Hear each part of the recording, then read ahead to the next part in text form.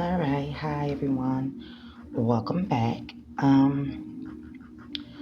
So today I'm gonna give first. I'd like to start off with just an update on my mindset as to how I am feeling and dealing with um, the sudden passing of my mother. So today, just a little mind journal entry, I guess you can call it. Um, Last night it was a little hard. I kind of had a dream back to what happened the night of her passing.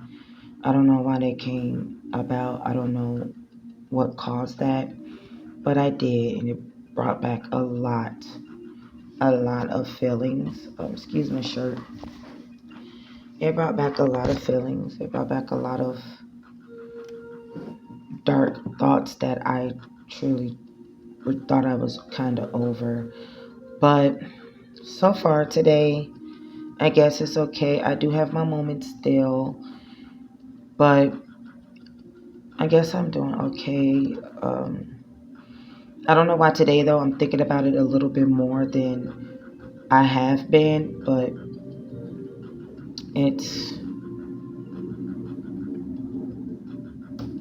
I guess, part of the healing process. There will be a story time, though, as to what happened with my mother, her sudden passing, and what led up to me, in a way, being isolated from my family. It's a whole drama situation behind the whole thing. But I will be speaking on that. And please excuse me if you can hear my breathing. I'm alive, so you're going to hear my breathing. But this is part two from yesterday's story as to the huge Jesus image that I saw when I was 4 years old, and we were living in an apartment. Again, if you want to know what happened, check out the video before this. It kind of explains as to how all of this came about and my journey my journey into what I deal with on a daily basis. As I guess you could say a spiritual person, I really don't even know what to call myself. It's just I deal with so much spiritual aspects of life. It is ridiculous. And I do understand that there are some people who do not believe in the spirit realm. They don't believe in good and evil. They don't believe in God, Jesus, the devil. Perfectly fine. This is just my story, my life, as to what I've been dealing with as a little girl, even now that we speak. Um, so I think I left off as to I was standing up looking out the window because at this time, the Jesus figure is what I'm going to call it, the Jesus figure was coaxing me to come out of the window. Again, we are in a project building. We are on the fourth floor, but floor, the building is pretty tall. So the fourth floor was set pretty high. Um, and of course, at 4 years old, it was clear what could have happened. But even at 4 years old, I knew not to go out of a window. That was just common sense. But I was so conflicted because, of course, at 4 years old, you really can't comprehend exactly what's going on. I was raised in Christianity, so in my head, this is Jesus. You're not supposed to disobey Jesus. You're supposed to do exactly what he tells you to do. It's in the Bible. This is how I am raised, right? But just something in me knew that something was not right. Something was completely wrong. I just couldn't pinpoint exactly what was wrong. I just knew don't take your butt out that window. By this time, again, my mom, she's coming up from the back. She was, doing some chores or whatever. She's coming up from the back. She's looking at me as to, why are you still standing? You're supposed to finish your lunch, get ready for your nap, because this was my routine as a little girl. At this time, my older siblings were at school. I could not start school because my birthday is in November. So I was still at home, and my mom didn't really believe in like daycare or anything like that. She just, once you start kindergarten, then that's when you go to school. So even though I was almost 5 years old, I still couldn't go due to my birthday, so I had to wait till the next year to start. At this time, it's just me and my mother at home, and it was lunchtime. I'm eating my lunch. She's, hurry up and eat your lunch so you take your nap. Again, that's my routine. I'm so shocked. I'm just so lost as to, I'm looking at this figure outside of our window. This figure was from the ground, the ground, all the way up to our fourth floor window. The buildings we lived in were called the Robert Taylors in Chicago, Illinois. They're torn down now, but you can actually type it up and see what I mean by how tall these buildings were. And if you look at the fourth floor, you will see how high up we were. And when you look at it, you'll see where the ground starts. This is how tall this figure is. But I'm sorry, I lost my thought. So I'm looking at this figure. My mother is coming out. She's standing next to me.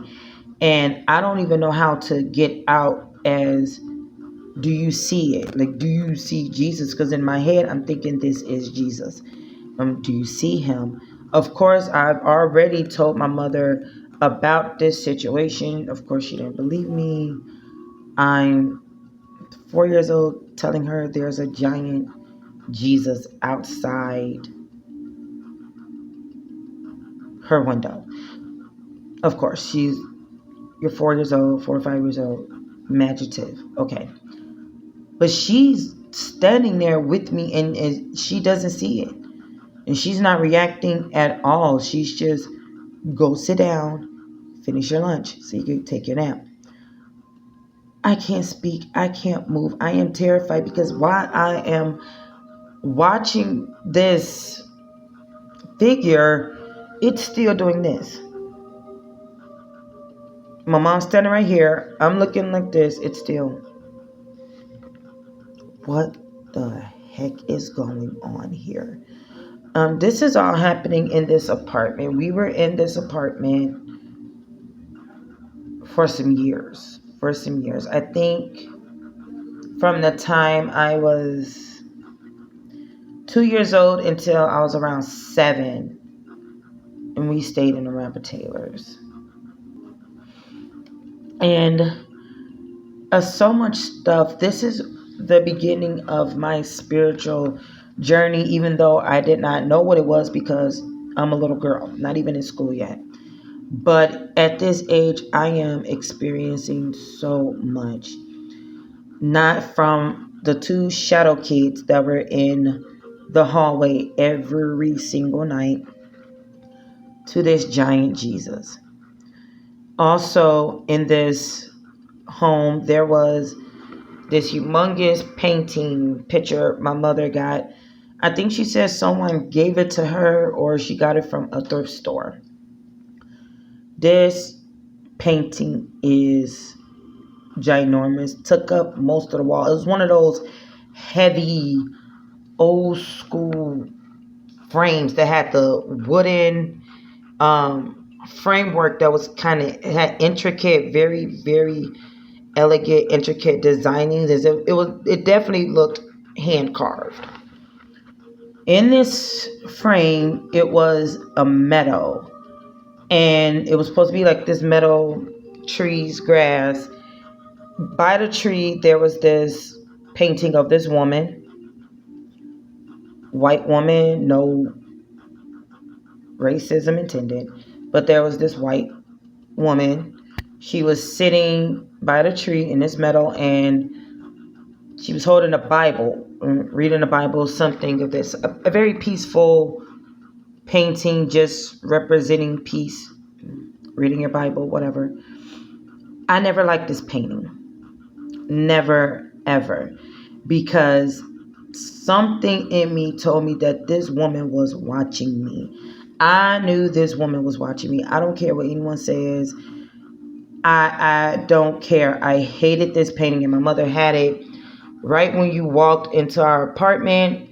You will pass our dining room, the kitchen, and then again, like I said in the last video, the dining room and living room was split because it was just one huge room. So my mother split it. That way we could have both.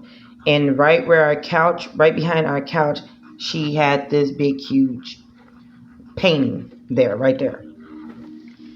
I never liked it. Never liked it at all. And there were so many times where I will be sitting on the couch watching my shows. My mom is right there in the kitchen. Like, the stuff is connected. It's the living room, dining room, kitchen. She watching me. I would be so into this picture because I'm so serious. That lady's eyes will follow me. Her face will change. And she was more in the original frame, like the original painting that she was in. She was sitting just reading her Bible like this. No facial expressions. But there are so many times her face is facing the Bible. That's how it's meant. That she was, let me see. This the Bible, she was like this. There were so many times I caught her doing this, caught her doing this, caught her looking dead at me. It was, her face was changing, and I remember telling my mother, like, I don't like this picture. I remember crying about this picture.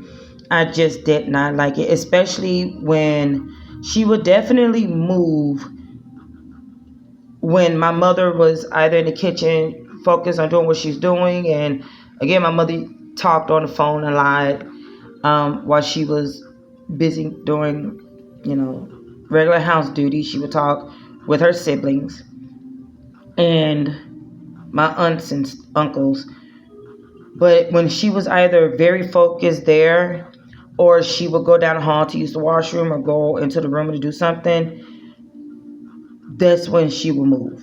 She would move. And sometimes when my mother would come sit on the couch with me, and she either get ready to start combing my hair or something of that nature, or sometimes she would sit on the couch to fold laundry.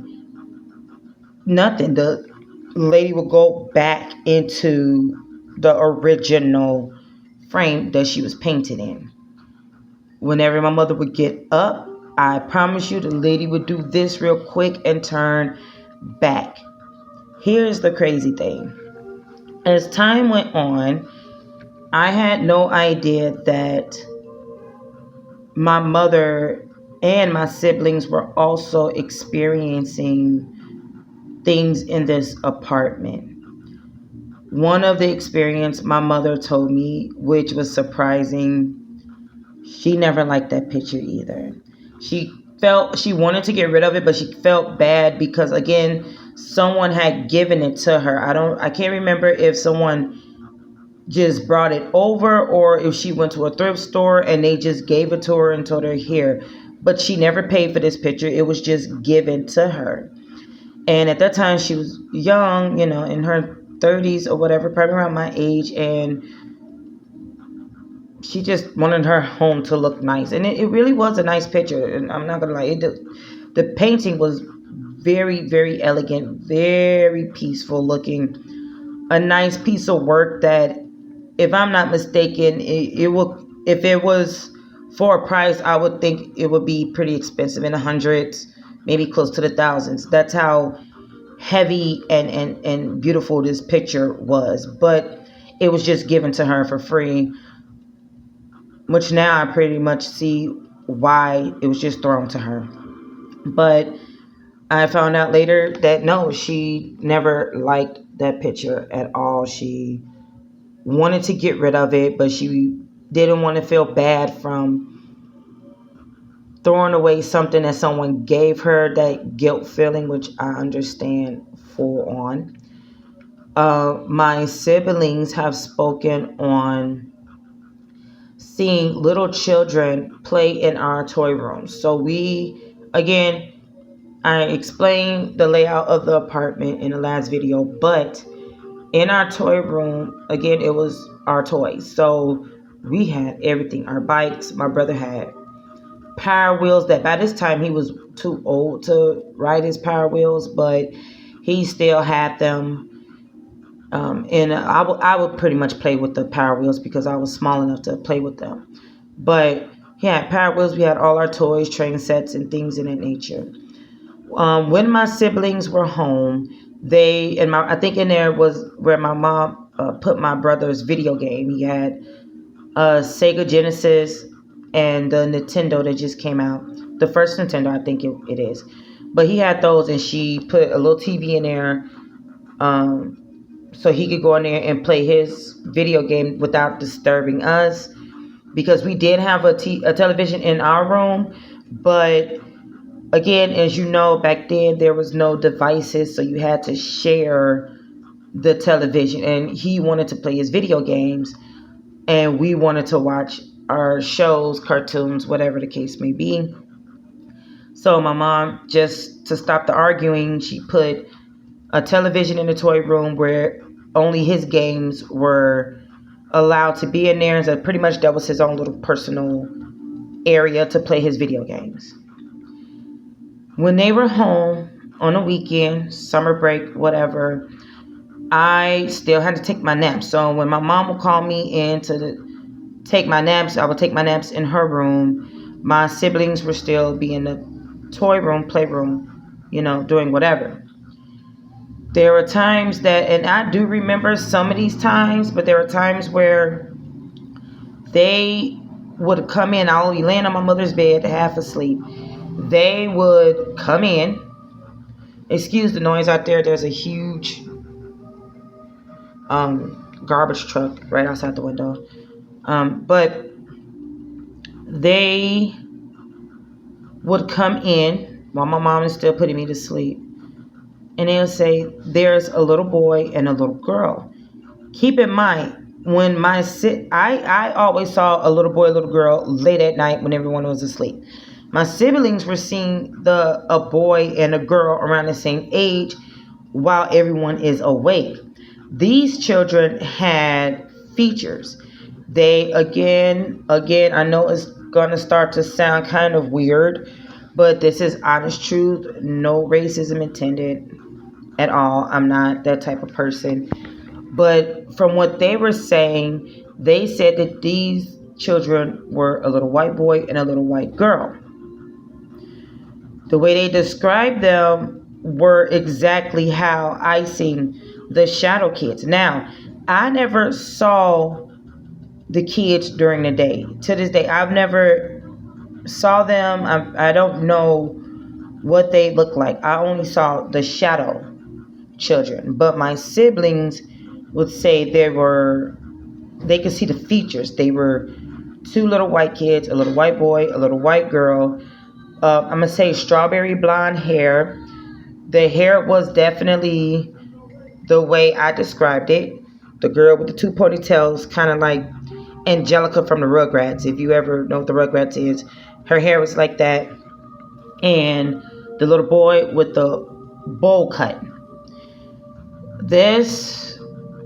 At this time, I'm not putting anything together. Of course, I'm 4 or 5 years old. They would state that the kids would be inside one of the Power Wheels or sitting on one of the bikes, and they will be playing. Again, the same that I saw at night, but this is during the daytime. My siblings said that the kids will be playing, but while they're playing, they're watching them. And again, my mom kind of did the same thing. Plead the blood of Jesus or whatever. Pray about it or ignore it.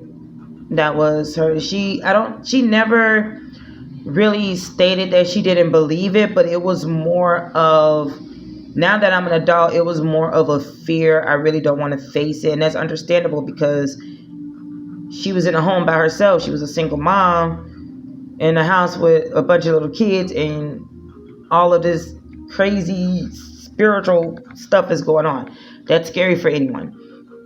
So she would just say, pray about, plead the blood of Jesus, and you know how to pray or whatever, rebuke, things of that nature. And I guess I take it that my siblings did it, but it didn't work because they were still there. Later, my mother told me that in this same apartment,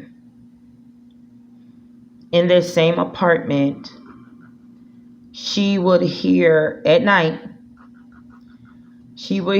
our kitchen tables and chairs moving, just being scraped, like someone is pulling them in, pulling them in, pulling them out, pulling them in.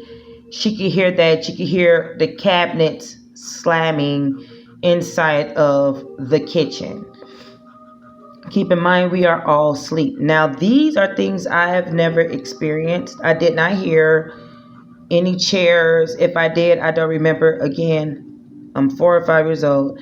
The only thing I remember is the 2 children and the giant Jesus. This is my experience in this apartment. Those are the experience of my mother and my siblings. Till this day, none of us know. They still talk about it, and sometimes it's brought up, but to this day, we still don't know what any of that was. We have no clue who these children was. I don't know if my siblings felt what I felt when they were stating that they saw the children, because when I will see these kids at night, I don't even know if they're the same kids. They just have the same description as the kids that my siblings were seeing. They had the same description, even though the children I was seeing were just shadows, dark shadows. My siblings were seeing full-on children. Still don't know if they are the same. They could be, don't nobody know. But I know for me, I felt fearful. I just didn't trust these kids. Not I was fearful as I just don't trust you. I don't trust what you have intended, but not fearful as if you're a monster or a demon. I don't know if my mind was even able to have that type of conception of this is a demon, this is a devil. I don't think I was able to comprehend that at that age. I'm not sure, but I just knew I did not trust those children, especially when the little girl one day faced the room and did like this to me. And no, absolutely not. First of all, I'm not about to get in trouble by my mother by getting out this bed. And second, no, I don't trust you. These events kept going until we moved out.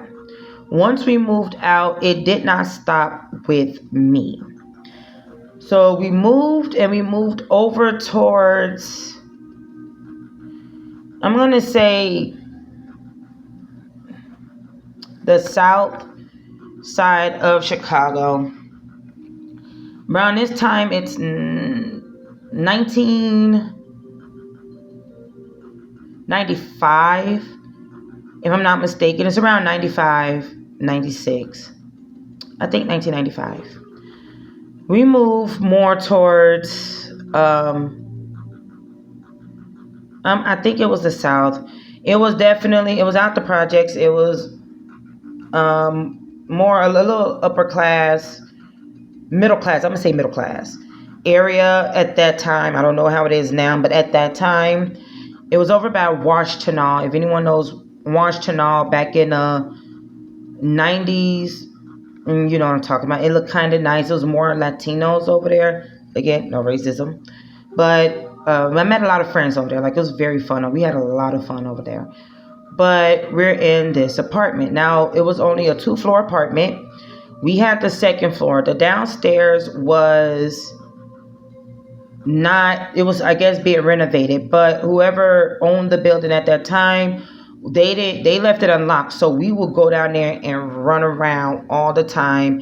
A lot of things, you could tell that it was workers that was painting and rebuilding things, because there was a lot of plastic covering the walls as if they were painting and things of that nature. Just a lot of construction work, which is very dangerous for children to play at this time, around 7, 8 years old. Between 7 and 9, I guess you could say. I'm between this age. Yeah. In between 7 and 9. So my friends that I met over there, we will always go down into that area, run around, play, whatever. This is where my experience with the spirit ramp, even though at this time I did not know what was going on, started to kick off a lot more. One day, it's summer. I had a friend that would come across the street. Me and him would play all the time. All the time. I'm just going to give him a name. Mikey. So Mikey and I would play. That's not his real name, but Mikey and I would play all the time. We were around the same age. Mikey had a little brother, and he had an older brother that was about maybe 2 or 3 years older than us, and then he had a little brother that was probably around 4 or 5 at that time. So Mikey and his little brother Carlos would come and play, with me or whatever. We're downstairs. It's summer. It's in the morning. We're downstairs. We're running around playing tag. Again, in this newly apartment that's being renovated. It's not finished. It's still being renovated. There's plastic everywhere. Plastic hanging off the doors. Plastic thrown over, I guess, old furniture and on the floor because they were breaking up walls and plaster, everything everywhere. We're running around playing. I run towards the front because the way the apartments was made, the living room, whatever you wanted to make it, was towards the front of the apartment where you look out into the street and things of that nature. That's how ours was, and that's how the apartment downstairs was. We're running around down there. They have, I guess now that I'm older, it looks as though they were putting in new windows because there's this big old plastic that's just kind of draped over the windows, and then there's some on the ground. The one that was draped over the windows is kind of falling, hanging a little bit. Not thinking much of it. We are playing hide and seek. We're playing hide and seek. I run towards the front. The moment I run towards the front, again, there's this man that's just by this window. He didn't look like the typical, he's from the 1800s. No, he looked like a regular dude from the 90s. I stop and get scared because in my head, someone just walked in here off the street and just walked into this apartment. Keep in mind, the front where the front window was, where he was standing, right over there is the front door. And in order for us to get out, we have to go through that front door. Even though the apartments had a back door, we could not go through the back door because they had it bolted shut. So we only went in and went out through the front door that led to the hallway that led downstairs outside of the apartment complex. I'm frozen because in my head, how are Mikey and Carlos and I getting out of here? There's this strange man, and he has his back towards me. He's facing as if he's looking out the window. He has a cigarette in his hand. Okay. I'm trying to be as quiet as possible. The back of my head, I'm hoping that Mikey and Carlos don't make noise. We were playing hide and seek, so they're still hiding. They have no idea what is going on. They think that I'm still running around looking for them. In my head, please do not make any noise. So I start to kind of tiptoe back a little bit until I get back to the hallway and go towards where I obviously, no, because the apartment wasn't that big. So I do know that Mikey and Carlos is somewhere back this way because it's only one hallway that leads back to where the bedrooms were and the bathroom. I'm slowly inching back that way. I'm looking around. I'm looking around. I'm searching. I'm looking around for Mikey and Carlos to tell them to. I see Mikey first. He's getting ready. You know how when kids play hide and seek, they be like, you found me, that type of stuff. This is what he's getting ready to do. I look at him like, he's like, what? And told him, come here. And I whispered in his ear, I said, where's Carlos? He said, what's going on? I said, where's Carlos? And he pulls Carlos. Carlos was in the closet in the same bedroom. He was behind the closet. Well, in the closet, but it was like a wall there, so he was kind of behind it. He was so small, you couldn't find him or see him. So Mikey grabs Carlos, and and there's a man by the front window in the front. Of course, being little kids, we are terrified. Oh my goodness. We've heard the stories, kidnapped by strangers, kids missing. We heard the stories.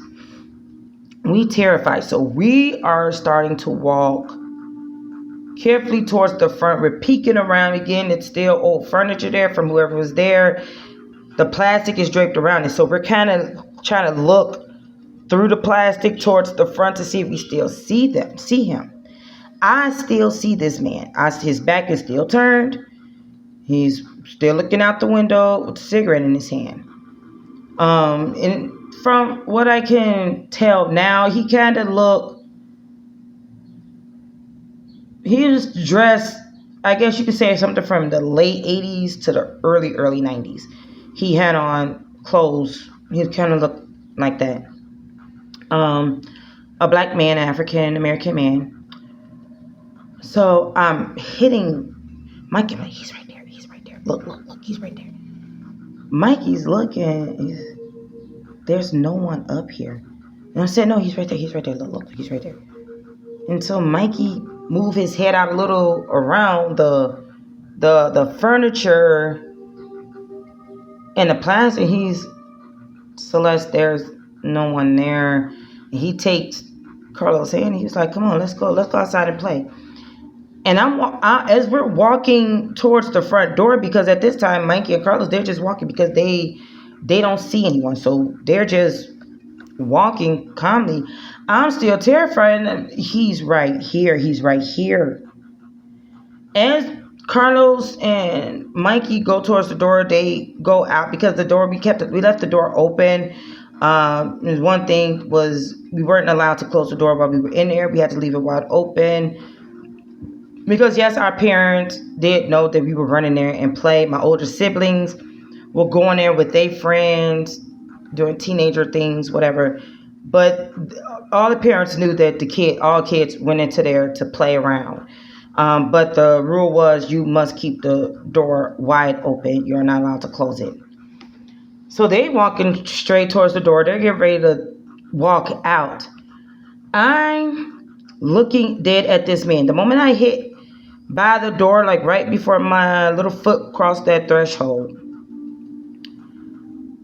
this dude turns,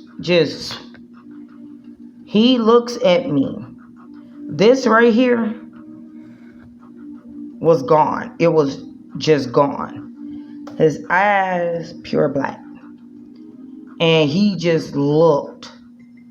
Now, it still smoking, even though nothing was here. From here, all of this was gone. When I say I had tailed my butt out of there, I was gone. Okay, I was gone. And Mikey and Carlos is looking, what is wrong with you? And you didn't just see that? You didn't just see that? And they were like, no. And of course, you know how kids are. And it's, you tripping, girl. You doing too much, Celeste. That's not... I'm still getting chills. So we go outside. We are playing. We're playing. We're having fun. I happen to look back at the window. Here's where it get kind of weird. So while we're outside playing, I'm starting to forget going on. I look back towards the window where this man was standing. I look, he is still there. But this time I can see this is back. He has a whole face. His eyes are regular. They're not black at all, just regular. Whatever. And he just looking at me. He didn't look evil. He didn't look scary like he did before. It was nothing. It was nothing at all. As time goes on, I'm still experiencing little things in this apartment, this new apartment we've moved in. At this time, my siblings are not experiencing anything from what I know. They never experienced anything of this nature, except I'm going to say a year or so later, my brother did, but he did not know that he was experiencing this when